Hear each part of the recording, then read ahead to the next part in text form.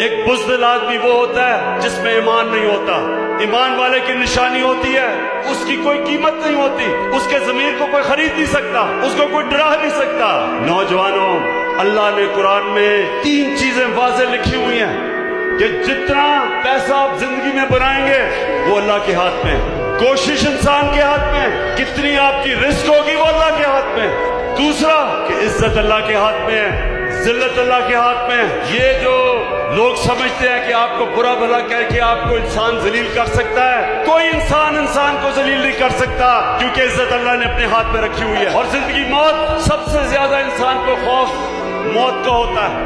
اللہ نے انسان کو آزاد کر دیا. قرآن میں وہ کہتا ہے کہ جو لوگ ایمان لے آئے میں ان کے خوف دور کر دیتا ہوں.